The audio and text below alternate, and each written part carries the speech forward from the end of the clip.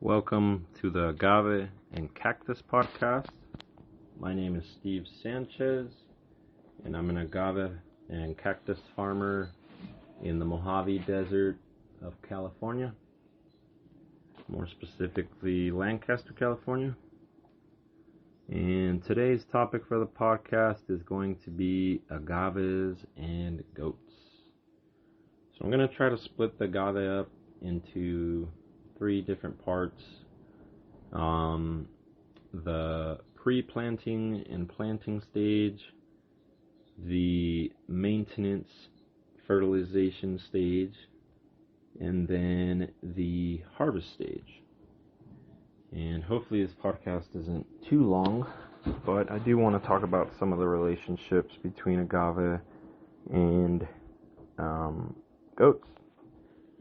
So starting off, let's talk about pre-planting the agave. Most people, when they look at a plot of land, they're going to want to clear it either by heavy machinery, heavy labor, and sometimes heavy chemicals.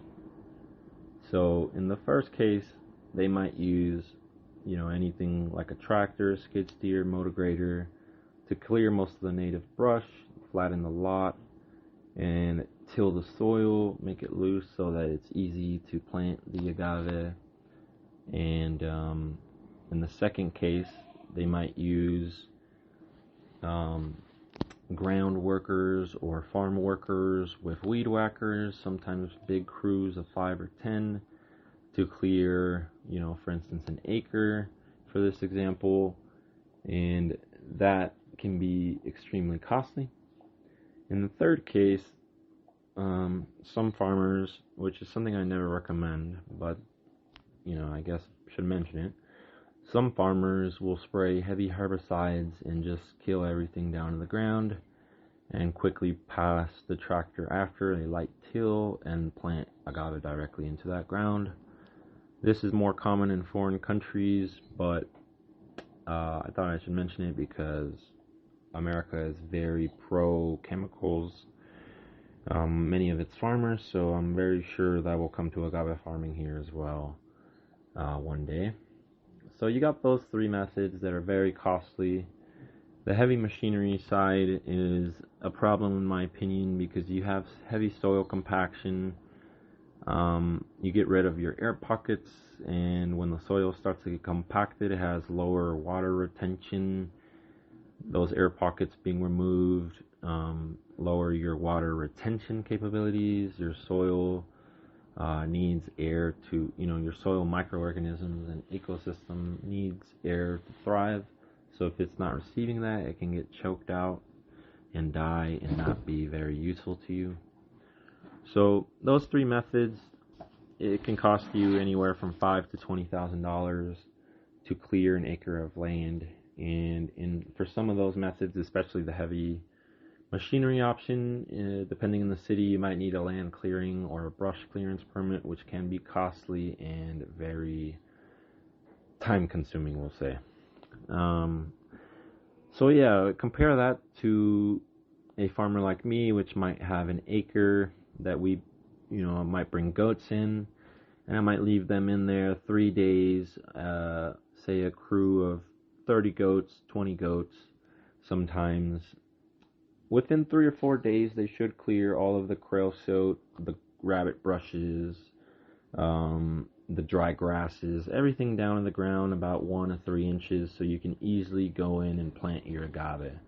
And you still maintain the native ecosystem that will naturally replenish itself.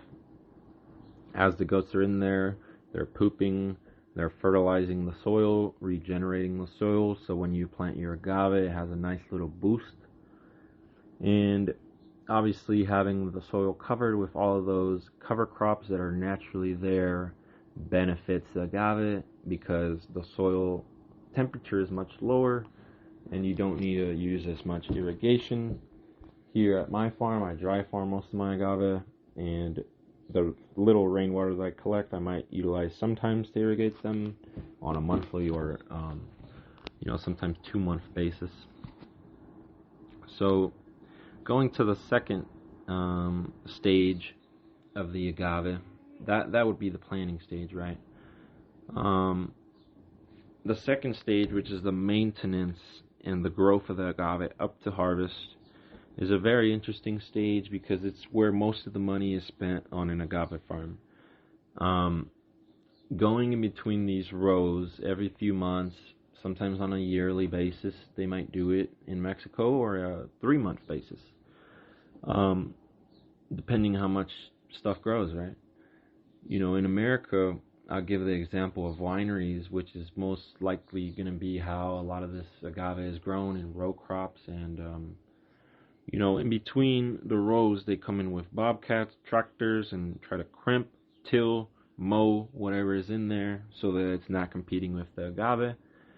In Mexico sometimes, or in America, on some farms, they might use heavy herbicides, to try to maintain that.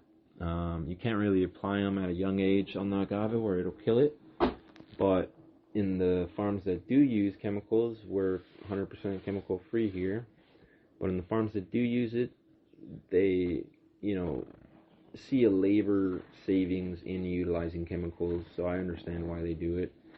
I don't think it's something that should be done on farms, but I understand why it's done. Then you're looking at a lot of the rodents that might be in that area. If goats are transversing these rows consistently, you're not going to have rodent, bird, and jackrabbit pressure as you normally would, because the natural animals are seeing the goats there and they don't want to get involved with what's going on, right? So one type of farm is using heavy chemical, heavy labor, or heavy machinery to maintain and upkeep these rows where the agave might be farming, which once again can be anywhere from $5,000 to $10,000 a year to upkeep a couple acres. So if you're going in there with goats and clearing everything up, I would recommend, my goats are pretty trained already, but if you don't have them trained, you can use electric wire, electric fencing to try to get these goats inside of these rows without touching the plants, and try to minimize their damage to the plants, which is what I did at first until I trained them. Now I just go with the dogs and me behind them, and they know to keep it moving, and they'll get all the forage they want, but just don't touch the plants or I get mad, right? And now I'll just, try to move them quicker if I see they're going onto a plant. As I mentioned in the planting stage, if you leave a goat with no option but to eat the agave, it will eat the agave, right? It's not a dumb animal. It won't die seeing the agave there that's meant to be eaten, right? You just have to utilize that to your advantage, right? So whenever I want to trim up my agaves, and I want, it might have a lot of dead leaves or old leaves, and I'll quickly mention that the more old leaves, rotten leaves, and dry leaves that you have on your agave, especially touching the ground, the more pests you invite, because they like that little habitat. The more disease you invite, and the grasshoppers love everything that's touching the ground, so you invite a lot of pests, like the grasshoppers. So you don't want, what you don't want is, these agaves being unmaintained from their leaves. So I'll go in there with the goats and leave them a little bit longer than eating all of the forage.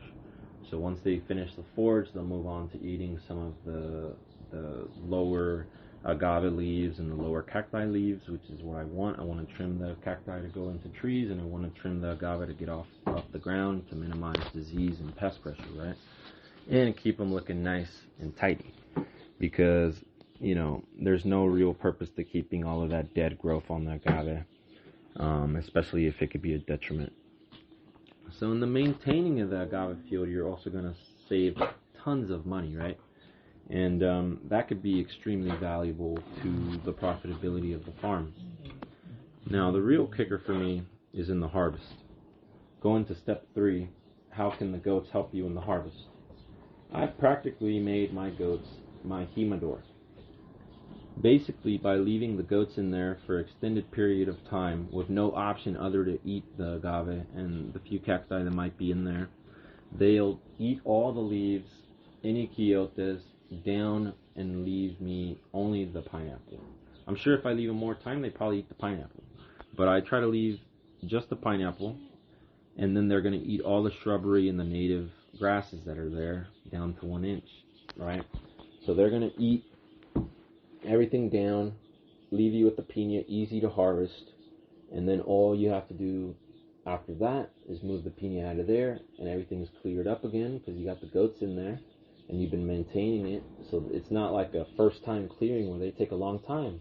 Within a day or two, they've gotten to that point where they've left you with that piña, trimmed everything down. You could come in and plant your brand new agave after you harvest, right?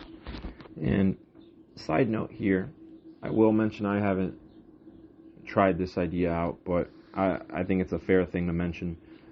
Pack goats exist. And if you know that burros are used in Mexico to transport piñas from the field to the trucks, that's another way that it can help you. So not only it could be your jimador, it could be your transporter.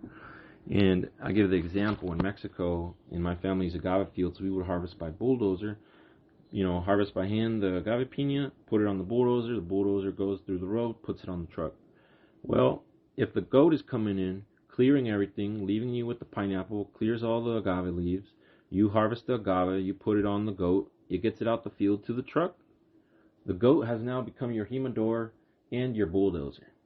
That would be incredible. Right now I've just done it at the jimador stage, but I think it could become the bulldozer too. That's why I mentioned that idea. And that's something I'm going to be trying on the next harvest, which is a few years out, or the next big harvest, I'll say. Because I got a bunch of little harvests coming up. But the next big harvest, I want to try that pack goat idea. So now that I've talked about those 3 stages of agave farming, I want to talk about how the agave can help the goats, right? So I was just mentioning to you how it can help in the plant, the maintenance, and the harvest.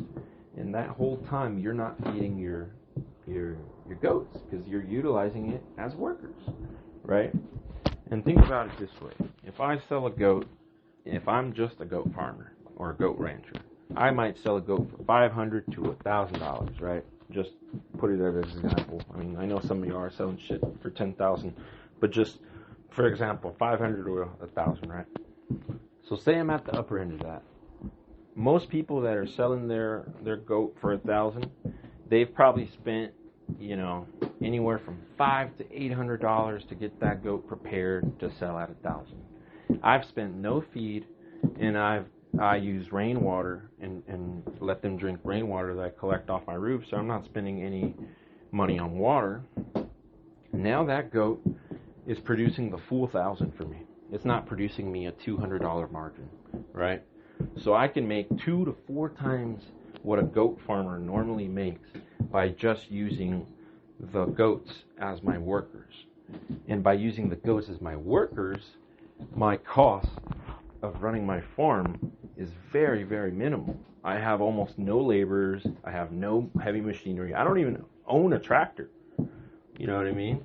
You start adding all these things up, they cost tens of thousands of dollars, So it makes both sides more profitable. And that's not even accounting, what if you make the goat into meat and you make double? Or what if you utilize every part, like the hide and the horns, and how I try to do what the natives do and utilize the whole goat. There's a lot of money to be made there, right? But just for the simple example. And to utilize your agave best, I explain those 3 stages of the agave farming. But you can just, say they don't want to give you a good price at the, this year in the market, and you got a whole bunch of agave, and you got a whole bunch of goats. Fuck it, grind those bitches up and feed them to the goats. You don't have to compromise on price if you have diverse ways of making income, which is the case on this farm. I don't have to sell my agave because I'm making money with the animals. And sometimes I don't have to sell my animals because I'm making money with the agave. So they help each other out. Your agave farm is going to be more profitable. Your goat ranch is going to be more profitable. by incorporating them both. And, I have grown a lot of agave and cactus on the side that I plan on not even using for spirits. My main money source with agave is selling plants, like into nurseries. And a lot of agave I'm not going to make spirits or sell into nurseries. I'm going to just leave as part of a feed program for my goats. And because I've seen now how more profitable they can be by doing that. So the whole goal of my podcast today was just to show you how we can start going back to what our ancestors did, your grandpa did. We had small farms where we had animals, we had plants, used them in tandem, and we had niche farms that produced really high quality stuff and were able to succeed, So it's like, sorry, that's a cough, but don't fall for the trap of this industrial farming where you have heavy inputs and very, very low margins. Try to minimize your inputs, maximize your profit, and maximize what's going into your wallet at the end of the day. You know what I mean? And hopefully you've learned something from this podcast, and you can maybe apply this on your farm one day. I will tell you now, goats and agave ain't easy, but once you figure this shit out, it is definitely worth it. It works. I'm proof of that. And, farmers ask me all the time, goat farming isn't very profitable for the majority of people here in California. Land costs too expensive. Nobody has a lot of land, buying lots of feed. A lot of my friends always ask me, how do you make money on the goats? I don't get it. I got out of it. I had it as a hobby. Well, that's how. We need to go back to what our tradition is and use animals and plants, not just be a rancher and not just be a farmer, because you're missing out on profits. You're missing out on being competitive, on being diversified, and being able to control your own destiny. When you're only doing one thing, you're subject to the market. If the market has a bad year, you're fucked. Diversify. But yeah, hopefully you learned something today. If you got any questions or comments, feel free to leave it. I don't know how this thing works in the comments or whatever, and I'll see when I can get to it. But have a great rest of the day. Agave and Goats.